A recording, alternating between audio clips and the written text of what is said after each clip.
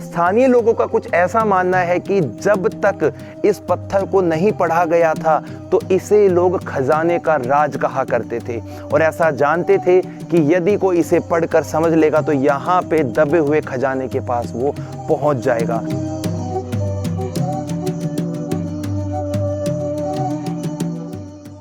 नमस्कार दोस्तों, मैं हूं विक्रम और आज मैं आपको एक ऐसे स्थान पर लेकर आ गया हूं जिसका इतिहास आज से तकरीबन 2400-2500 वर्ष पुराना है और ये स्थान सीधा जुड़ा हुआ है हमारे ग्रेट सम्राट अशोक के साथ में। और यहाँ पर आज हमें उनके वो शिलालेख देखने का मौका मिलेगा जो उन्होंने स्वयं यहीं पर आकर खुदवाए थे। और ये जो जगह पड़ती है ये मध्य प्रदेश दतिया के अंदर पड़ती है, इसको कहा जाता है गुजरा। और दोस्तों ये जो गुजरा नामक स्थान है ये देख सकते हैं कि किस प्रकार से छोटी छोटी पहाड़ियों के साथ में बड़े बड़े पत्थरों के बीच में बना हुआ है। खेतों का ये पूरा हिस्सा है। यहाँ पर आने के लिए आपको काफ़ी मशक्कत करनी पड़ेगी। इसका कोई एग्जैक्ट ऐसा रास्ता नहीं है, लेकिन आप फिर भी गांव में पूछते पुछाते यहाँ पर आ सकते हैं। जब आप दतिया से झांसी वाले रास्ते पे जाएंगे तो बीच में वाला गाँव आपका पड़ता है। अब मैं सीधा आपको ले चलता हूँ उस शिलालेख पे जो आज हमें देखने को मिलने वाले। आइए मेरे साथ।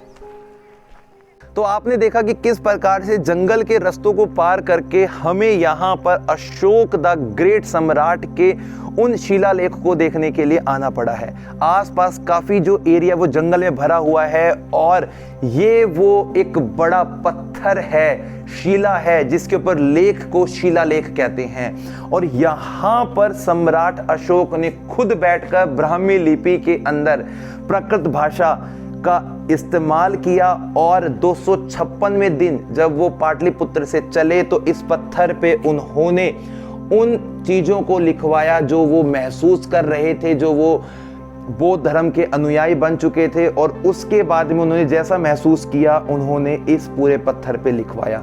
यदि मैं आपकी थोड़ी सी नज़र इसके ऊपरी भाग पे डालने की कोशिश करूं तो आज इस पत्थर पे घिसावट की वजह से प्रॉपर हम नहीं पढ़ पा रहे हैं, लेकिन यदि हम अपनी नज़रों को थोड़ा सा तिरछा करके ऊपर की तरफ से देखते हैं तो आप इन शब्दों को देख पाएंगे कि ये चीज़ कैसी आपको आज मालूम पड़ रही है।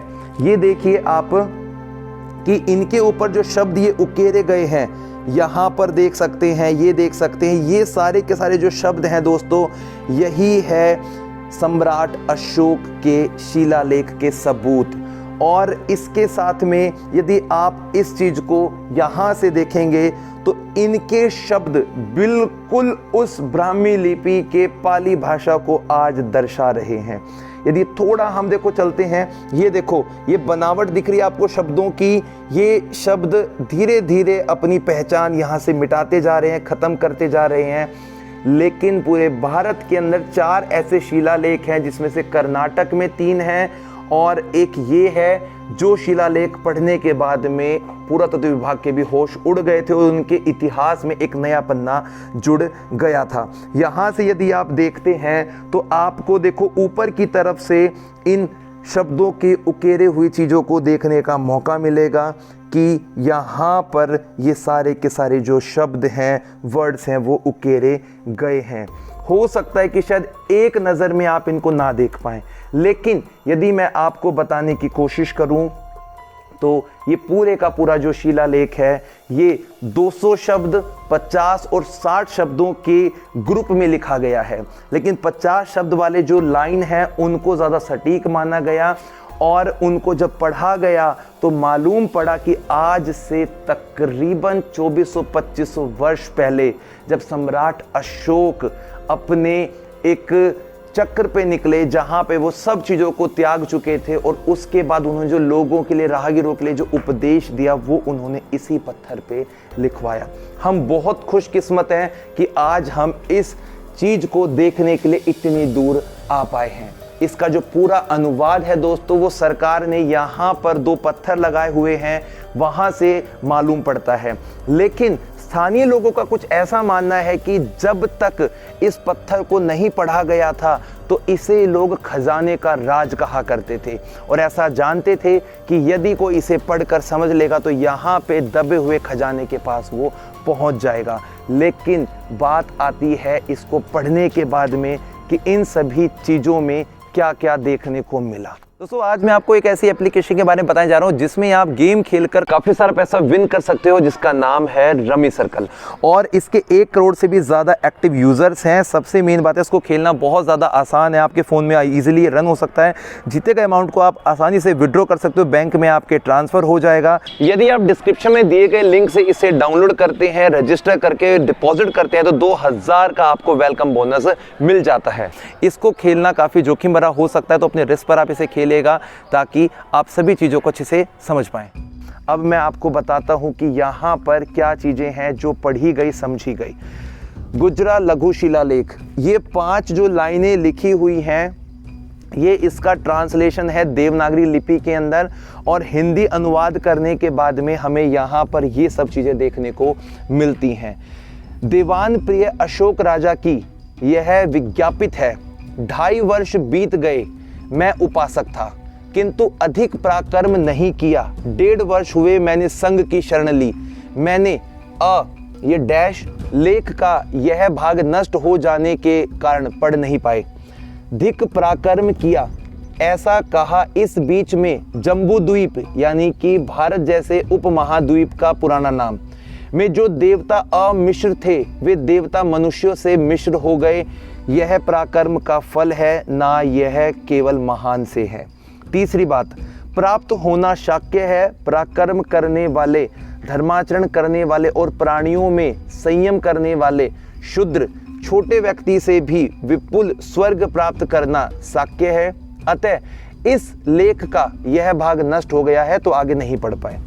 प्रायोजन के लिए यह श्रावण किया गया, शूद्र और उदार धर्म का आचरण करें और योग को प्राप्त करें। सीमावर्ती लोग भी जाने क्या है धर्माचरण चिरस्थायी होगा, यह धर्माचरण अत्यंत बढ़ेगा। यह श्रावण 256वें पड़ाव में सुनाया गया। और दोस्तों इसी का इंग्लिश ट्रांसलेशन भी हमें यहाँ पर पूरे का पूरा मिल जाता है। यदि आप इसे पढ़ना समझना चाहते हैं तो इस पूरे शिलालेख को समझिए, पढ़िए, ताकि आप भी समझ सकें। इन शॉर्ट यहाँ पर सम्राट अशोक का नाम का सबूत मिला है, अशोक राजा के नाम से। भारत का एक नाम मिला है जम्बूद्वीप के नाम से। अमीर व्यक्ति हो या गरीब व्यक्ति हो, दोनों को पैसा कमाने का समान अधिकार है। प्रजा के हर एक व्यक्ति को धर्म का आचरण करना चाहिए। जो लोग सीमा से बाहर रहते हैं उन्हें भी योग और धर्म का पालन करना चाहिए। इस बात को यहाँ पे उकेरा गया क्योंकि यहाँ से चलते हुए जितने भी राहगीर आगे जाते थे तो उनके लिए एक ही संदेश था। गुजरा स्थित यह शिलालेख सम्राट अशोक 268-232 बिफोर क्रिस्ट BC ईसा पूर्व के लघु शिलालेख 1 की ही प्रतिलिपि है। यह प्रतिलिपि भारतवर्ष में अब तक 16 स्थानों से प्राप्त हुई है। इस स्थल की खोज झांसी के वन विभाग के ठेकेदार श्री लाल चंद्र शर्मा ने की थी, जो इस स्थान पर नवंबर 1953 में आए तथा अपनी इस खोज की घोषणा उन्होंने 1954 में की। इस शिलालेख में कुल 5 पंक्तियां हैं जिनकी लिपि मौर्यकालीन ब्राह्मी तथा भाषा पाली प्राकृत है। जिस पहाड़ी पर यह शिलालेख है उसे स्थानीय लोग सिद्धों की तोरिया कहते हैं, जिसका अर्थ होता है सिद्ध यानी कि अच्छे व्यक्तियों का निवास स्थान।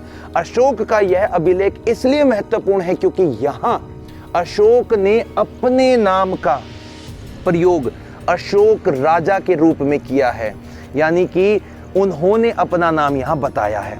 जबकि अन्य अभिलेखों में अशोक ने अपने नाम के स्थान पर दीवान प्रिय प्रियदर्शी का विरुद्ध उपनाम का प्रयोग किया। इस शिलालेख में अपने विरुद्ध के साथ अशोक का नाम मिलने से स्पष्ट हो सका कि पूरे भारतीय उपमहाद्वीप में जिस दीवान प्रिय प्रियदर्शी के अभिलेख मिल रहे हैं वह कोई और नहीं बल्कि मौर्य सम्राट अशोक हैं।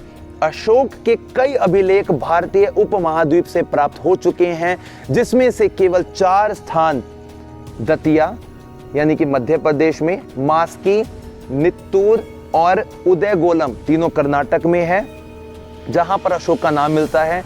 इस अभिलेख में भारतीय उपद्वीप के लिए जम्बूद्वीप शब्द का प्रयोग किया गया है। यहाँ अशोक स्वयं को बौद्ध धर्म के अनुयायी बताते हैं तथा संघ के साथ 2.5 वर्षों से भी अधिक जुड़े होने का जिक्र करते हैं। इस अभिलेख का मूल उद्देश्य वही है जो कि इसे सभी लघु शिलालेख क्रमांक अभिलेख का है, जिसमें अशोक ने सबसे अच्छा आचरण तथा सभी के प्रति दया दिखाने को कहा है। तो दोस्तों, ये पूरे शिलालेख पढ़ने के बाद में आज हमें मालूम पड़ गया कि जो साक्ष्य सम्राट अशोक यानी कि द ग्रेट सम्राट अशोक के जितने भी साक्ष्य हैं उनमें से एक आज हमने मध्य प्रदेश के दतिया के गुजरा नामक स्थान, एक गांव, एक जंगल के बीच में देखने को मिलते हैं। ऐसा भी पता लगता है कि एक वक्त पहले यहाँ पे पक्की सड़कों के भी अवशेष मिले थे, जिससे मालूम पड़ता है कि यहाँ पे किसी वक्त पहले बड़े बड़े राजमार्ग रहे होंगे सम्राट अशोक के समय में। और लोगों ने जो यहाँ पे मान्यता बनाई हुई थी वो ये थी कि इस पत्थर पे जो लिखावट है उसे जो पढ़ लेगा उसे मिल जाएगा